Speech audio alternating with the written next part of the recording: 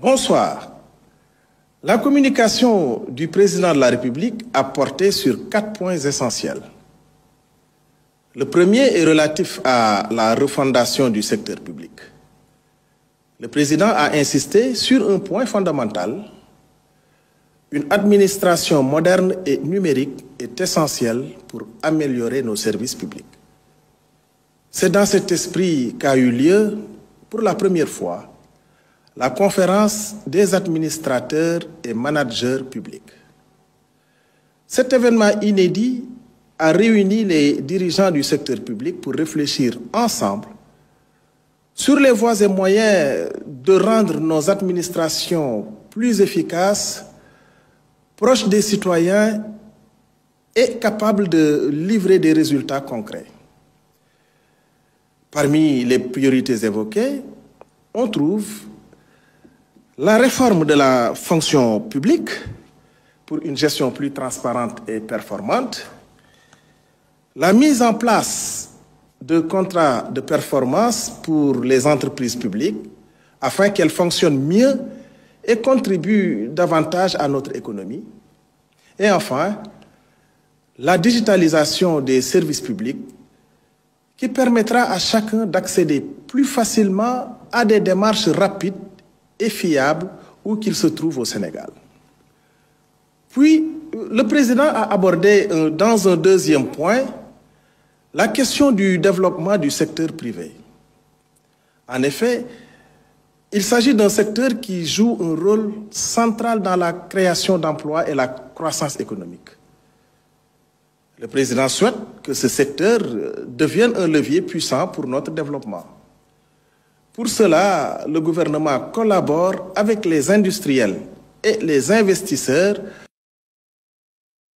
pour bâtir une politique adaptée aux réalités économiques d'aujourd'hui. Un moment fort de cette nouvelle dynamique sera le forum Invest in Sénégal qui se tiendra en avril. Cet événement permettra de montrer au monde entier que le Sénégal est une destination de choix pour les investissements. Notre ambition est de mobiliser 5 600 milliards de francs CFA des secteurs privés national et international entre 2025 et 2029 afin de financer des projets qui auront un impact direct sur nos vies. Le troisième point a été consacré à la relance et au développement du secteur touristique. Comme vous le savez, le tourisme est une source énorme de richesse pour notre pays. Il peut non seulement générer des revenus importants, mais aussi créer 500 000 emplois d'ici 2050. Pour y parvenir, plusieurs actions sont prévues. Valoriser notre patrimoine naturel et culturel, promouvoir nos destinations touristiques pour attirer davantage de visiteurs étrangers et sécuriser nos zones touristiques en renforçant la police touristique. Très bientôt, une réunion interministérielle définira les mesures prioritaires pour relancer ce secteur stratégique. Enfin, le dernier point abordé par le président de la République a porté sur la modernisation des marchés et espaces commerciaux. Nous savons tous à quel point les incendies et l'insécurité dans nos marchés sont préoccupants. Le président a demandé une révision approfondie du programme de modernisation des marchés. L'objectif est simple: sécuriser et moderniser ces lieux essentiels à l'économie locale.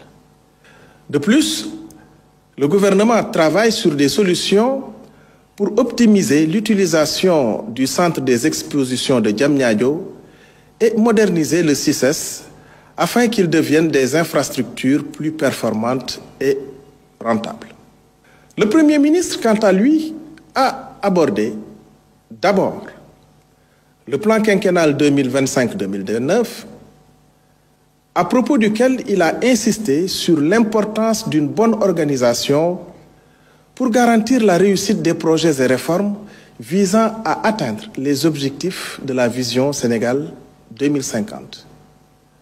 Ensuite, le coût de l'électricité, en rappelant que dans un contexte de production d'hydrocarbures, il est crucial de réduire les factures d'énergie et d'améliorer l'approvisionnement.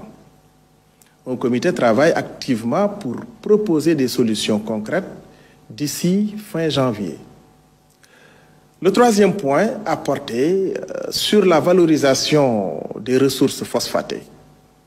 À ce titre, une stratégie nationale est en cours pour mieux exploiter cette richesse, avec un potentiel d'environ 2000 milliards de francs CFA de chiffre d'affaires à l'horizon 2050. Il a terminé sur les problèmes d'Air Sénégal et d'AIBD SA. Des solutions sont à l'étude et le gouvernement prépare des réformes pour relancer ces entités et résoudre leurs problèmes de gestion. Enfin, au titre de l'agenda législatif et réglementaire, 2 textes importants ont été examinés. D'abord, un décret pour réformer le comité de suivi du secteur parapublic, renforçant son rôle de supervision des entreprises publiques. Ensuite, une loi pour ratifier une convention avec le Maroc, facilitant l'assistance et le transfèrement des détenus entre nos 2 pays. Voilà, mesdames et messieurs, les points saillants du Conseil des ministres de ce jour. Je vous remercie en vous souhaitant une belle soirée.